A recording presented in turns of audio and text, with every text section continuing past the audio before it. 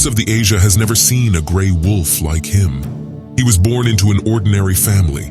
He built a vast empire stretching from China to the Mediterranean coast, from India to Moscow. He called himself the ruler who decides to the fate of the stars. He is accepted as one of the 3 greatest military geniuses in history. After his 35 years of adventure, he left 17 million corpses behind. Timur, the Lame. Think about a life. There is not a single day that goes without an adventure, and that's the kind of life he had. Born in 1336, son of Turagay and Tekina Hatun from the Barlas tribe, Timur fled when the Chagatai Khan ordered his death, and together with his wife Ozturk and his closest friend Emir Hussein, he had to spend his days in the deserts as a road cutter, thief, and mercenary, and was even sentenced to 2 months in prison in a barn full of insects. He got the nickname Timurlenk, meaning Timur the Lame, as a result of getting wounded in the arm and leg during these desert days. After healing from these wounds, he and Hussein went back to Transoxiana. At that time, both to carry out his own glory and to the capture of Transoxiana, he was becoming notorious for his brilliant tactics, which was his own. In a battle, he made his soldiers start campfires around the hills of the battlefield and made his opponents believe that they were surrounded by Timur. As his enemies fled, he had the horses of his pursuing soldiers tied to branches of trees with abundant leaves, so that the dust raised gave the impression that a giant army was coming. He captured a couple of major cities with these tactics, but he couldn't declare himself as a Khan. Because according to Genghis Khan's laws, only Genghis's bloods can be a Khan. That is why he started to use the title Emir, and he carried a puppet Khan who was a Genghis blood. He did that for the sake of the tradition, and this is how his mind-blowing conquests began. In addition to being a great leader, the secret of Timur's success was both cunning and excellent politics. He had established a very well-developed intelligence organization. He was not only mapping the countries he was going to campaign in detail, but also escalating the internal conflicts in those countries. Of course, one of his greatest powers was to spread fear. Many cities surrendered even before Timur attacked. Did you wonder how? For example, he had 100,000 Indians beheaded in his India conquest. When Timur took Delhi, the capital of India, the Indians had an army of 125 elephants. Looking for a solution against the elephants, Timur found an interesting but frightening remedy. He tied hundreds of camels together, set them on fire, and unleashed them on the elephant army. Frightened elephants fled back and crushed the Indian soldiers. He built towers with the heads of civilian Indians who opposed him and tried to rebel. At the same time, he ensured the spread of Islam in India and expelled Christian missionaries and prevented the spread of Christianity in this region forever. He had a strange passion for beheading. For example, in Isfahan, one of the most important cities of the Islamic geography, the people surrendered.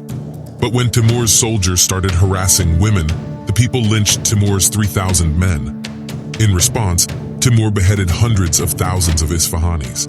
He also turned thousands of them alive into mortar to be used as building material. He literally built buildings out of people.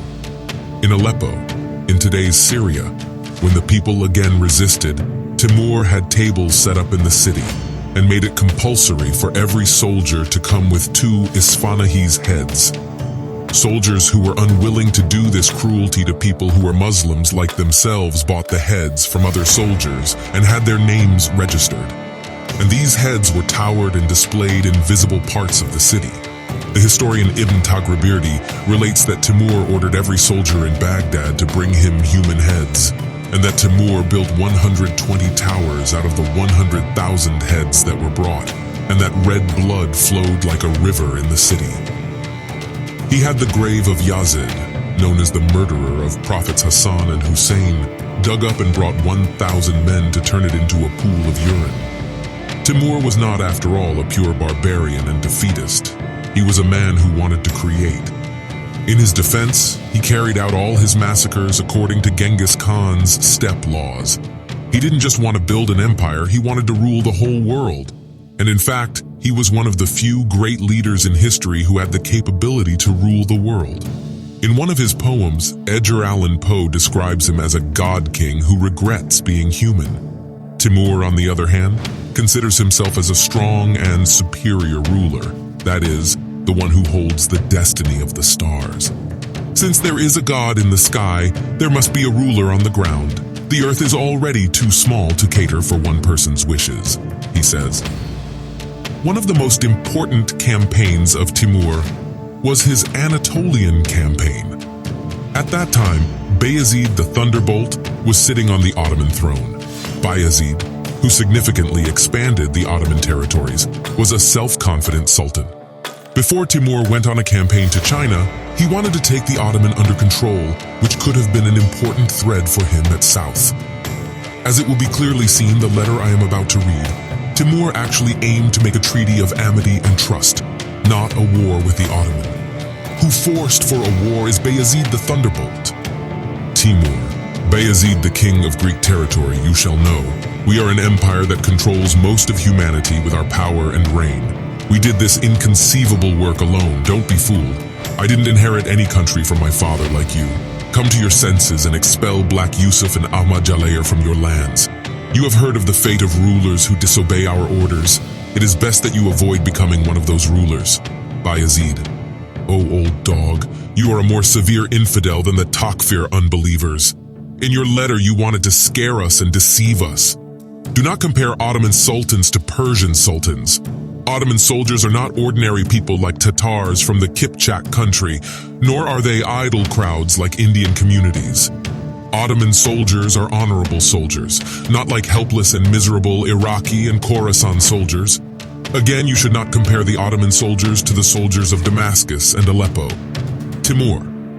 What he has written saying that for generation after generation they have constantly fought with the infidels, and the enemy of religion is known to us. Now we want there to exist such a state of affairs that his honor will be able to get busy doing jihad with the infidels of those regions with an easy mind, and that we may aid and assist him in any way possible. This way, we also might profit and be blessed with the merit of jihad against the damned Franks. Likewise, he also might gain and profit from the merit of the wraths which we ourselves have undertaken with the Kafir of the eastern domains. Since the ship of your unfathomable ambition has been shipwrecked in the abyss of self-love, it would be wise for you to lower the sails of your rashness and cast the anchor of repentance in the port of sincerity, which is also the port of safety, lest by the tempest of our vengeance you should perish in the sea of punishment which you deserve. Otherwise, if the sword appears, there will be no room for the pen. The Bayezid's answer in a nutshell is, O Timur dog, whoever does not come to the battlefield after receiving this letter, let his wife be free of him with 3 talaqs. Bayezid said some harsh words and there was no going back. Bayezid crossed the line because Timur had just lost his wife. He leapt from his throne and launched a campaign in Anatolia. He knew the geography of Anatolia better than Bayezid because he had mapped all rivers, streams, and crosses. Bayezid went after Timur, but Timur was always 3 steps ahead. He got the control of all the water sources and pillaged all of Anatolia, and what he had done in Sivas would later be announced as an example to the people. There were 4,000 Armenian archers in the defense of Sivas fortress. These archers caused great damage to Timur's troops. Timur promised if they surrender, he won't bleed a single one of them. Sivas really did surrender, and Timur kept his promise. He did not bleed, but he had those 4,000 archers buried alive. Something similar to what Genghis Khan did a long time ago. In his letters, Bayezid reproached Timur for the massacres in Sivas.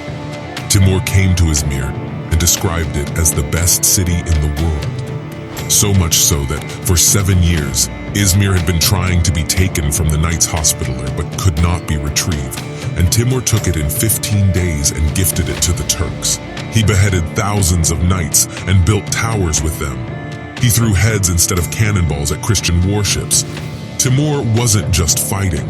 He was also a master at pitting Ottoman princes, former principalities, and all the surrounding countries against each other. Some princes even willingly agreed to come under Timur's rule. Some of them were even killed.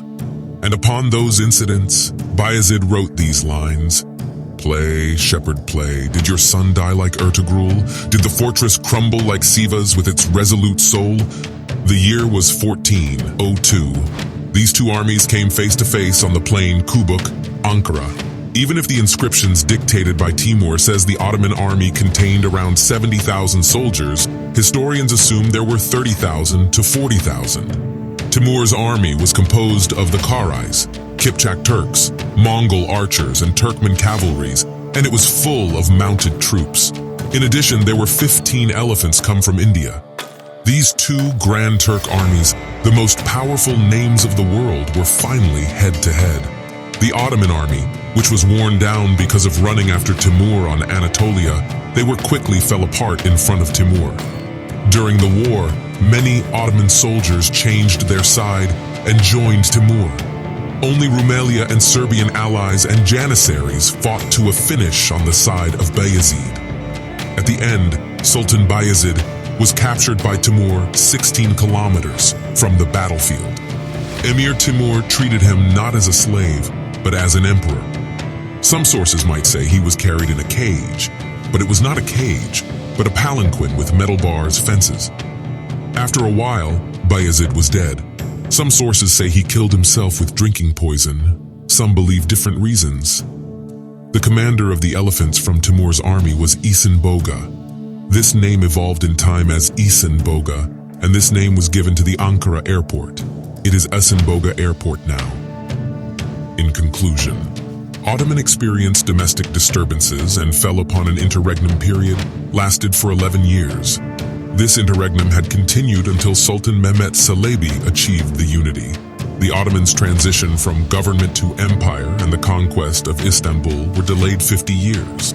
On the other side, fear of Timur gripped Europe because Ottomans served as a wall between, but now there was no obstacle for Timur to go to Europe. However, Timur didn't intend to, because he saw Europe as a poor territory and wanted to move on the side of China.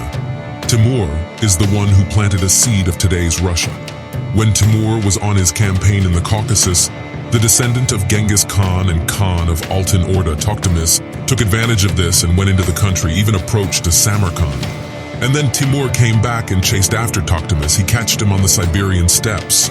At the Great Battle, mostly from the Altyn Orda army, 100,000 people were killed either freeze to death or by sword. At the end of this battle, Altyn Orda significantly lost power, and the Russians gradually started to take the control. Even though he was Muslim, this belief contains differences comparing to today's perception, because Timur was strongly attached to Turk-Mongol traditions and Genghis Khan rules. He described Genghis Khan as the Khan of Khans, and he saw himself as a son-in-law of the Khan of Khans. According to ancient shaman traditions, he had his fortune told inside the organs of animals before important wars. He abolished the Arabic alphabet on Asia and put into play the Uyghur alphabet. He even had it used in books. One of them is Tuzakat-i-Timur, the Diary of Timur. You can read his significant parts of his life in this book. Timur was the emperor who put into final form of today's Asia. You can see him as a barbarian, but it doesn't define him totally because he was extremely fond of art and science. He was the grandfather of the famous philosopher Ulugh Bey. He invited all the artists and scientists from him invaded countries to Samarkand. He sometimes forced them to come there. He constructed the big cities of today's Uzbekistan. It is him who built some of the biggest squares and palaces in the world. Emir Timur Square is still attracted the most tourists. In today, Uzbekistan is accepted as the biggest ancestor of the Turk language, and they are no wrong. It is impossible to go to Samarkand and not be amazed. It is said that when he conquered Iran, he visited the grave of Firdevsi, who denigrated Turks on his Saname, Book of Heroes, and say these words, "O Firdevsi, get up and see the defeated Turk you denigrate on every of your line. Get up and now see the Turk you swear and underestimate. Get up and see which one is beautiful, Esfahan or Samarkand. I left no Persian behind from Baghdad to this soil where you lie. Grass no longer grows where I take my lame step." Timur, when he set out on his campaign in China, got sick and died in a cold steppe on his tent in 1405. Before his death, he established a grand empire from Egypt to China. Historians regard him as the biggest military genius after Genghis Khan and Alexander the Great. Whole world knows him. Some remember with respect, some remember with hate. But what he had done is with extraordinary will. This is a story of someone who came from zero, a story of the cruelest wolf of this steppe. There will be almost no one like Timur or Genghis Khan in Central Asia. That territory was used to be the most populated region and had the richest line. The fight to control this line created these names, but today it is so far from being the central of the world. When Timur died, at the end of conquest adventures lasted for 35 years, he left 17 million bodies behind. But he retired from the world as one of the greatest Turk emperors. He left, but his stories will never be forgotten again, and kept on saying, Emir Timur, Timur-Lenk, the emperor who dominates the destiny of stars. Please don't forget to like and subscribe if you enjoyed the video, and feel free to comment down below.